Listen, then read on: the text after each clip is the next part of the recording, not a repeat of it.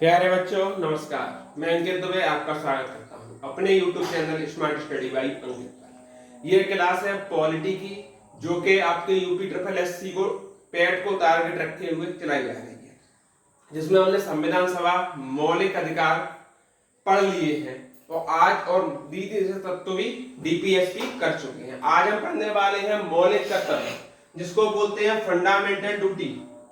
यह भी आपके पैट के कोर्स में दिया हुआ है, तो समझते हैं मौलिक कर्तव्य कहते किसे हैं।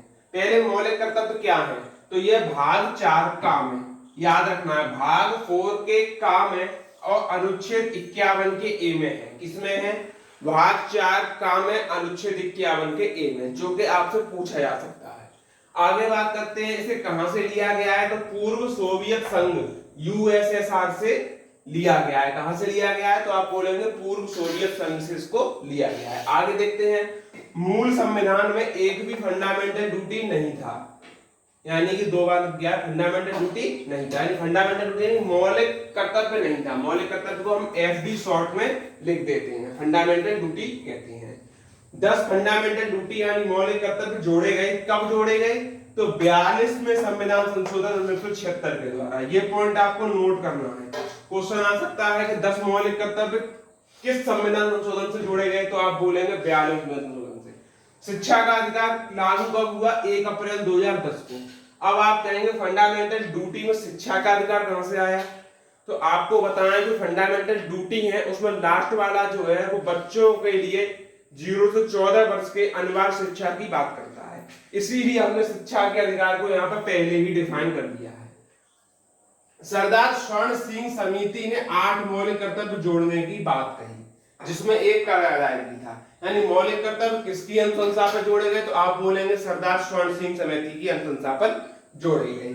ये कर्तव्य व्यक्तियों के लिए है, लेकिन विदेशी व्यक्तियों के लिए नहीं, यानी भारतीय व्यक्तियों के लिए, भारतीयों के लोगों के लिए है। तो आपके कितने क्वेश्चन बने? 10 क्वेश्चन यहाँ से बने। पहला तो पूछेगा कि किस भाग में है, दूसरा किस अनुच्छेद में है, तीसरा लिया कहां से गया है, तो यूएसएसआर, और एक पूछ सकता है किस अमेंडमेंट द्वारा जोड़े गए, तो 42वें संविधान संशोधन द्वारा, और पूछ सकता है इसमें किसकी सिफारिश पर जोड़े गए, तो सरदार स्वर्ण सिंह समिति की सिफारिश पर। अब चलते हैं आगे। अब देखते हैं क्या है आगे फंडामेंटल ड्यूटी के बारे में। कुछ फंडामेंटल ड्यूटी को ना मानने पर दंड का प्रावधान है। अगर आप फंडामेंटल ड्यूटी को नहीं मानेंगे तो आप पर दंड लगेगा। कौन कौन से हैं फंडामेंटल ड्यूटी? 1, 4, 9 और 11। कुल 11 मौलिक कर्तव्य हैं, जिनमें ये 4 मौलिक कर्तव्य ऐसे हैं इनको ना मानने पर आप पर दंड लगेगा। 1, 4, 9 और 11। फंडामेंटल ड्यूटी को संसदीय प्रणाली द्वारा लागू किया जा सकता है। किस प्रणाली द्वारा? संसदीय प्रणाली द्वारा। इसे बर्मन कमेटी की सिफारिश पर लागू किया गया।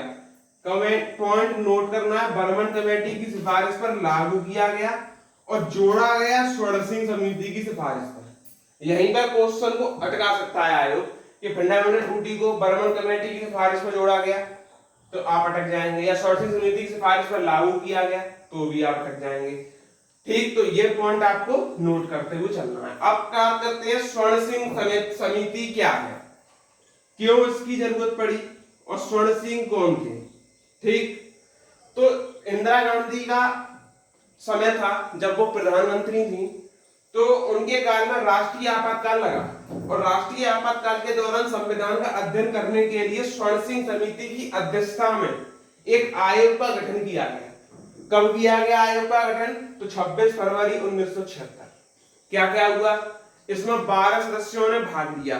ठीक, कौन कौन से 12 सदस्य हैं, अब उनकी चर्चा हम कर लेते हैं। अब हम बात कर रहे हैं कि स्वर्ण सिंह समिति की अध्यक्षता में जो 12 सदस्य थे वो कौन कौन थे। क्वेश्चन आपका यहाँ से भी बनेगा।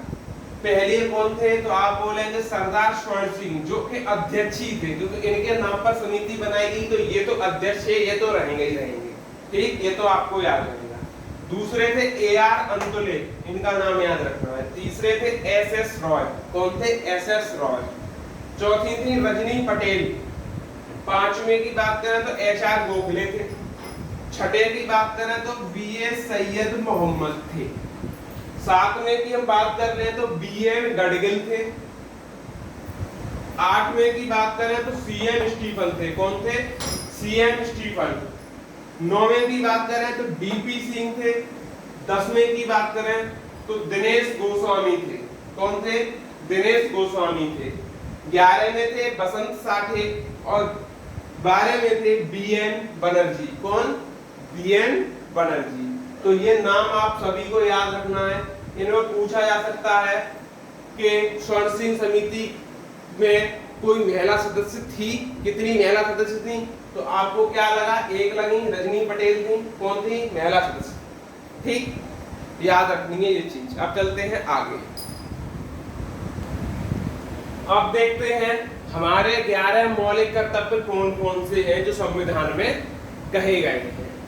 पहला मौलिक कर्तव्य, संविधान का पालन करें व उनके आदर्शों, संस्थाओं, राष्ट्रध्वज, राष्ट्रगान का सम्मान करें। इसका मतलब संविधान हमारा है, हमें इसका पालन करना चाहिए। इसके आदर्शों, राष्ट्रगान है जो संविधान, और राष्ट्र गीत जो है उसका भी हमें पालन करना चाहिए। तो ये चीज तो कह रहा है फर्स्ट फंडामेंटल ड्यूटी।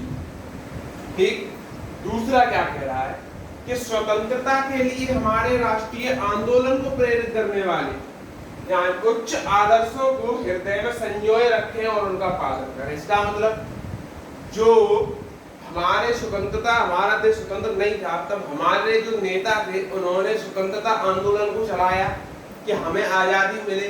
उन लोगों की स्वतंत्रता जो उन्होंने दिलाई और जिन्होंने अपनी स्वतंत्रता के लिए जान गंवाई, उनको हम अपने राष्ट्रीय आंदोलन प्रेरित करने वाले उच्च आदर्शों को हृदय में संजोए रखें, यानी कि हृदय में ध्यान रखें इन्होंने ये कार्य हमारे लिए किया, उनका हम क्या करें?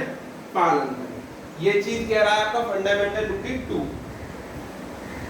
तीसरा कह रहा है कि भारत की एक प्रभुता, एकता, अखंडता की रक्षा करें और उसे अक्षुण्ण रखें। कैसे रखें? अक्षुण्ण रखें। एकता है, अखंडता है और प्रभुता है, इसको अक्षुण्ण रखें। तो ये हमारे अभी 3 हमने डिस्कस किए हैं। बच्चे हैं हमारे 8 और क्योंकि टोटल 11 हैं। अब 8 और है उसे मैं कल की क्लास में करा दूंगा। इसी के साथ फिर मौलिक कर्तव्य का टॉपिक आपका पूरा फिनिश हो जाएगा। ठीक, तो जो भी साथी नए हैं हम चैनल सब्सक्राइब करें, बेल आइकन को दबाएं जिससे कि आप आने वाली हमारी हर एक क्लास का फायदा सबसे पहले उठा सकें। धन्यवाद।